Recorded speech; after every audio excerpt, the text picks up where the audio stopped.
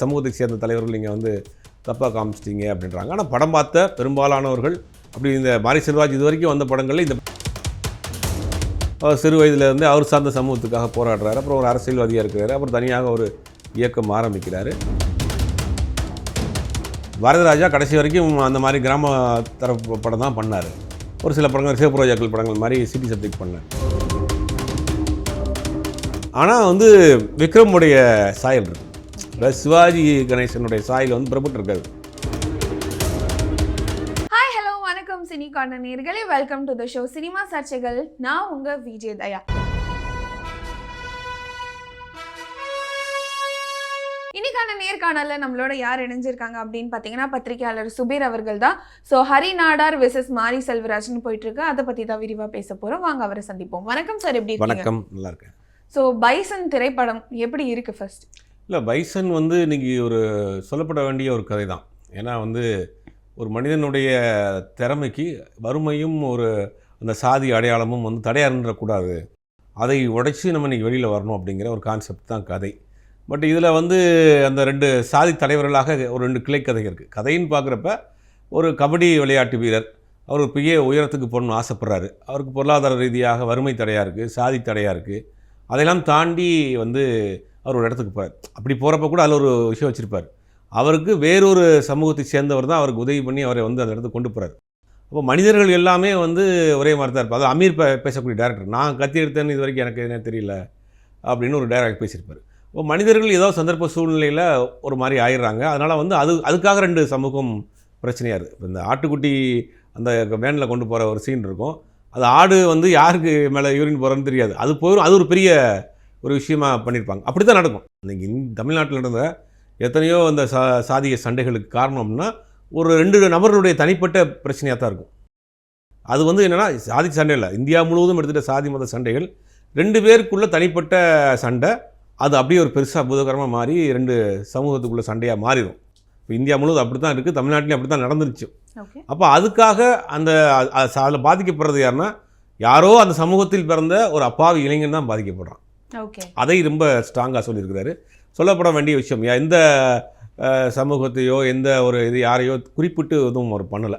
ஆனால் வந்து அதுக்கு ஒரு எதிர்ப்பும் இப்போ சமீப காலமாக எங்களுடைய சமூகத்தை சேர்ந்த தலைவர்கள் நீங்கள் வந்து தப்பாக காமிச்சிட்டீங்க அப்படின்றாங்க. ஆனால் படம் பார்த்த பெரும்பாலானவர்கள் அப்படி இந்த மாரி செல்வராஜ் இது வரைக்கும் வந்த படங்களில் இந்த படத்தில் அந்த மாதிரியான எந்த சம்பவமும் இல்லை. ஒரு இணக்கத்தை ஒரு ஒற்றுமையை சொல்லக்கூடிய படமாக தான் இருக்குது. ஒரு நல்ல படம் தான். ஓகே, பைசனில் சொல்லப்படாத அரசியல் என்ன? இல்லை, அரசியல் அப்படின்னா அதான் ஏற்கனவே இந்த ஓப்பனிங் நம்ம சொன்ன மாதிரி உங்களுடைய திறமை தான் உங்களுக்கு அடையாளமாக இருக்கணும். உங்களுக்கு உங்கள் சாதியோ உங்கள் மதமோ அவங்களுடைய குலப்பெருமையோ அடையாளம் கிடையாது. உங்களுடைய திறமை தான் உங்களுக்கு அடையாளம். நீங்கள் ஒரு ஸ்போர்ட்ஸ் மேனாக ஒரு டாக்டராக அதுதான் உங்களுக்கு அடையாளமாக இருக்கணும். அதுக்கு பின்னாடி வந்து உங்களுடைய அந்த சாதி மத அடையாளம் இருக்கக்கூடாது அப்படிங்கிறது தான் அந்த படத்தை சொல்ல வர கருத்து. அது வந்து உண்மையிலேயே வந்து வரவேற்கக்கூடிய விஷயம் தானே. அதில் நமக்கு இது வந்து எதிர்க்க வேண்டிய அவசியம் இல்லையே. ஓகே, இப்போது ஹரி நாடார் வெர்சஸ் மாரி செல்வராஜ்னு போயிட்டுருக்கு. அதில் ஹரி நாடார் அவர்கள் முன் வச்ச கருத்துக்களை எப்படி பார்க்கலாம்? ஹரி நாடார் வைத்த கருத்துக்களில் அதில் பெருமளவு அது வந்து அவர் எதுக்கு இப்படி ஆத்திரப்படுறாரு ஆதங்கப்படுறாருன்னு தெரியல.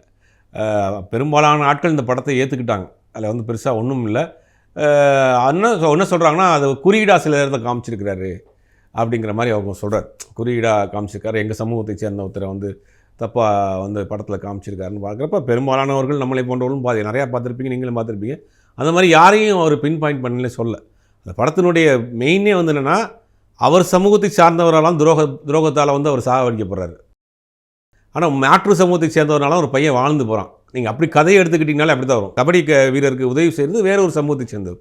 இந்த பாண்டியராஜன் கேரக்டர் கொல்லப்படுறது தான் சமூகத்தை சேர்ந்தவருடைய துரோகத்தினால. அப்போ எல்லா தரப்பில் உள்ள நாய நேர்மை ரெண்டையுமே பேசியிருக்காரு இல்லையா. அப்போ இதில் வந்து நம்ம வந்து கோட் பண்ண வேண்டிய அவசியம், ரெண்டையும் பேலன்ஸ் பண்ணி தான். ஆக்சுவலாக இந்த கதை வந்து ஒரு கத்தி மேலே நடக்கிற கதை மாதிரி.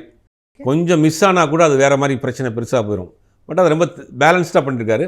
இவர் அவர் சார்ந்த சமூகத்தை சேர்ந்தவங்க தப்பாக காமிச்சிட்டாங்கன்னு அவருக்கு ஏதோ ஃபீல் பண்ணியிருக்கு. அதில் பெரும்பாலானவர்கள் இந்த படத்தை ஏற்றுக்கிட்டாங்க. பெருசாக அதெல்லாம் ஒன்றும் இல்லை. இவர் ஏதோ அரசியல் ரீதியாக ஏதோ பண்ணுறாருன்னு நினைக்கிறேன். ஸோ வெங்கடேஷ் பண்ணையார் வெர்சஸ் பசுபதி பாண்டியன்னு ஒன்றத்தை முன் வைக்கிறாரு ஹரி நாடார். ஸோ இது என்னது? இல்லை, இவங்க ரெண்டு பேருக்குள்ளே அது வந்து வெங்கடேஷ பண்ணையாருங்க ஒரு பெரிய பண்ணையார், ஜமீன்தார், ஒரு சமூகத்தினுடைய அடையாளமாக முகமாக இருக்கிறாரு. இந்த பக்கம் பசுபதி பாண்டியன் அவர் சிறு வயதிலேருந்து அவர் சார்ந்த சமூகத்துக்காக போராடுறாரு. அப்புறம் ஒரு அரசியல்வாதியாக இருக்கிறாரு. அப்புறம் தனியாக ஒரு இயக்கம் ஆரம்பிக்கிறாரு. இந்த வெங்கடேச பண்ணையாருடைய சித்தப்பாவினுடைய தோட்டத்தில் ஒரு தண்ணி பாய்ச்சிற பிரச்சனைகளை இவராக போகிறார். ஒரு மத்தியஸ்தம் பண்ணதுக்கு போகிறாரு. அங்கே ஒரு பெரிய பிரச்சனையாகி அது ஒரு கொலையில் முடியுது. அதுக்கு பிறகு ரெண்டு தரப்புலையுமே வந்து ஒரு பெரிய ரெண்டு சமூகத்துக்குள்ளே ஒரு பெரிய ஒரு பிளவாயிருச்சு. இப்போ மாறி ரெண்டு தரப்புலையுமே இழப்புகள். பார்த்திங்கன்னா வெங்கடேச பண்ணையார் தரப்புலையும் இழப்புகள், இங்கே பசுபதி பாண்டியன் தரப்புலையும் இழப்புகள், நிறைய ரெண்டு தரப்புலையும் இழப்பு. அப்போ அது அங்கே ஆரம்பித்த ஒரு விஷயந்தான். அது ஒரு பெரிய ரெண்டு நபர்களுக்குள் ஆரம்பிக்கப்பட்ட ஒரு ரெண்டு சமூக பிரச்சனையாக நீண்ட நாட்களாக போனது. அது 2014-15 அவரும் இறந்துட்டார், இவரும் இறந்துட்டார். அது முடிஞ்சு போச்சு. இப்போ அந்த ரெண்டு கதாபாத்திரத்தை தான் வந்து ஒரு மறைமுகமாக வச்சுருக்கார். பசுபதி பாண்டியராஜன் அப்படின்னு வச்சுருக்காரு. அந்த லால் கேரக்டர் பண்ணையார் அப்படிங்கிற அந்த கேரக்டர்லாம் வச்சுருக்காரு. ஆனால் அதை வந்து கரெக்டாக அவங்கள யாரையும் மென்ஷன் பண்ணி அவங்கள தப்பாக போர்ட்ரைட்லாம் எதுவும் பண்ணலை. அந்த சம்பவம் தான் இந்த கதையினுடைய கிளைக்கதை. மெயின் வந்து கபடி தான். கபடிக்கு வீரருடைய கதை தான். மனதி கணேசன் ஒரு அர்ஜுனா அவார்டு வாங்கின ஒரு கபடி பிளேயர், அவருடைய பயோபிக் தான். அந்த பயோபிக்கோட இதோட ரெண்டு கிளைக்கதைகளும் அது சேர்ந்து அப்படி வருது. மேலும் என்ன கருத்து அவர் மேல் சொல்லப்பட்டது அப்படின்னு பார்த்தீங்கன்னா, நீங்கள் ஒரே சமூகத்தை சார்ந்து தான் எடுக்கிறீங்க, என்னமோ அவங்க மட்டும்தான் நல்லவங்க மாதிரியும் மற்றவர்கள்லாம் கெட்டவங்க மாதிரி நீங்கள் சித்தரிக்கிறது தவறாக இருக்குது அப்படின்ட்டு. இல்லை, அதாவது ஒவ்வொருத்தரும் அவருடைய பாயிண்ட் ஆஃப் வியூவிலேருந்து தான் கதை சொல்ல ஆரம்பிப்பாங்க. இப்போ நீங்கள் எழுத்தாளர்களை எடுத்துக்கிட்டோம்னா, இப்போ நாஞ்சில் எழுத்தாளர்கள் இருப்பாங்க. அவங்க சொல்ல வேண்டிய கதையை அவர்களுடைய மொழி நடையில் தான் சொல்வார். இப்போ கொங்கு பகுதியை சேர்ந்த எழுத்தாளர்னால் அவருடைய கற்பனையை அவருடைய மொழி நடையில் தான் சொல்வார். ஒவ்வொருத்தவங்களுக்கும் அந்த அவருடைய சார்ந்த மொழி நடையில் சொல்கிறது தான் அது வந்து ரொம்ப ஈஸியாக இருக்கும், ரீச்சாக இருக்கும். வரதராஜா படம் எடுத்தார்னா அந்த தென் மாவட்டத்தினுடைய கலாச்சாரத்தை அப்படி பண்ணார். வடிவேலு பல படங்களில் காமெடி கேரக்டர் பண்ணியிருக்காரு. அந்த எல்லா கேரக்டருமே வந்து வடிவேலே சொல்லியிருக்காரு, நான் வந்து ஊரில் பார்த்த ஆட்களோட இன்ஸ்பிரேஷன் தான். அப்போ மாரி செல்வராஜை பொறுத்த வரைக்கும் தான் பார்த்த, தான் வாழ்ந்த, தான் பிரமித்த, தான் கொண்டாடிய அந்த மாதிரியான ஆட்களை அப்படியே கதாபாத்திரமாக மாற்றுறார். அது ஒரு வகை. அது வந்து இதில் எப்படி தவறாக வர முடியும்? அவர் பார்த்த விஷயங்களே, அவர் அனுபவித்த விஷயங்களை, தான் பட்ட விஷயங்களே அது ஒரு படைப்பாக பண்ணுறாரு. அது வெகுஜன மக்கள் ஏற்றுக்கிட்டாங்கல்ல. அது ஏற்றுக்கிறான் போனால் ஒரு கட்டத்தில் அவரையும் நிப்பாட்டிடுவார் இல்லையா? மற்றவர்களும் அதே மாதிரி முயற்சி பண்ணுறாங்க. அவர்கள் சார்ந்த சமூகம் சார்ந்த படங்களை பண்ணுறாங்க. அது கமர்ஷியலாக போக மாட்டேங்குது. அது கமர்ஷியல் எல்லாரும் ஏற்றுக்கக்கூடிய அளவுக்கு அதை கொண்டு போய் சேர்க்க முடியல அவங்களால. இல்லை, மோகன்ஜி எடுக்கிறாரு, மற்றவங்களும் நிறையா பண்ணுறாங்க இல்லையா? அது வந்து சரியாக போய் கனெக்ட் ஆகலையா பெரும்பாலான மக்கள்கிட்ட, வெகுஜன மக்கள்கிட்ட போச்சால. தீபாவளி ரிலீஸ் ஆன படங்களில் பைசனும் இந்த டூடு தான் வந்து இன்றைக்கி நம்பர் 1 நம்பர் 2 இருக்குது. அப்படிங்கும் போது வெகுஜன மக்கள் ஏற்றுக்கிட்டாங்கல்ல. அப்புறம் அவர் சார்ந்த ஆட்கள் மட்டும் தான் பார்க்குறாங்கன்னு இல்லையா? அப்போ ஒரு கமர்ஷியல் படமாக கொண்டு வர்றாரு. அப்போ அதில் என்ன தவறு இருக்கு? ஜாதி வெறியை தூண்டுறாரா மாரி செல்வராஜ்?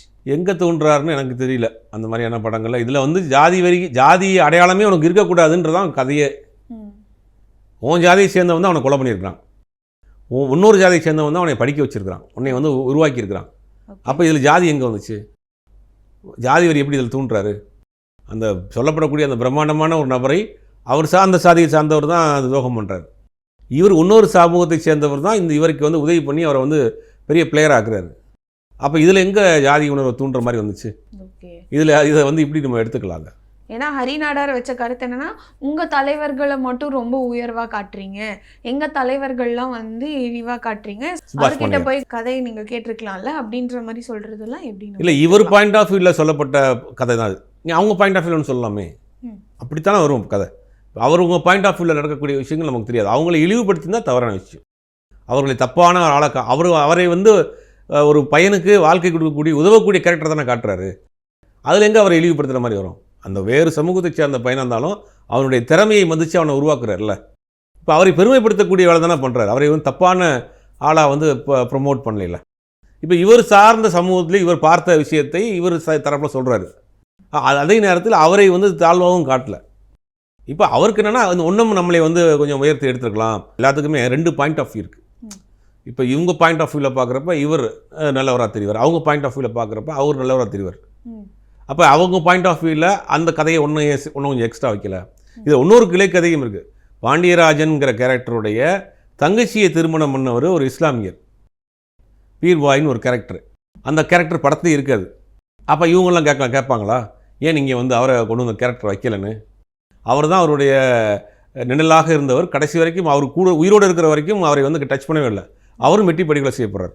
யாரும் அது கூட இருக்கிறவருடைய பாண்டியராஜனுடைய சொந்த தங்கச்சியை திருமணம் பண்ணவர். அவர் ஒரு இஸ்லாமியராக இருக்கார். அவர் வந்து என்ன பண்ணுறாருன்னா இவருக்கு பாதுகாப்பாக இருக்கிறாரு. பல நேரங்களில் இவருக்கு வரக்கூடிய பிரச்சனையை அவர் ஃபேஸ் பண்ணுறாரு. அவர் கொல்லப்பட்ட பிறகு தான் இவர் கொல்லப்படுறார். அப்போ அந்த கேரக்டரை ஏன் காமிக்கலை அப்படின்னு சொல்ல முடியாது. ஒரு திரைப்படத்தில் எல்லாத்தையுமே காட்ட முடியாதுல்ல. இப்போ என்னுடைய பாயிண்ட் ஆஃப் வியூ நான் பார்த்த விஷயத்தை கேள்விப்பட்ட விஷயத்தை நான் பண்ணுறேன். அதே நேரத்தில் மற்றவர்களையும் நம்ம வந்து தப்பாக காமிச்சிடக்கூடாது.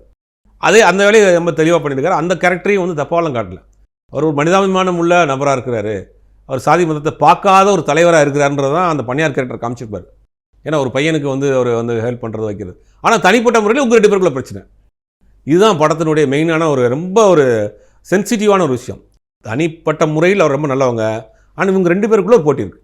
அது சமூக போட்டியாக மாறுது. அப்படி ரொம்ப தெளிவாக சொல்லியிருக்காரு. ஹரிநாடாரை பொறுத்த வரைக்கும் எல்லாருக்குமே இருக்கும்.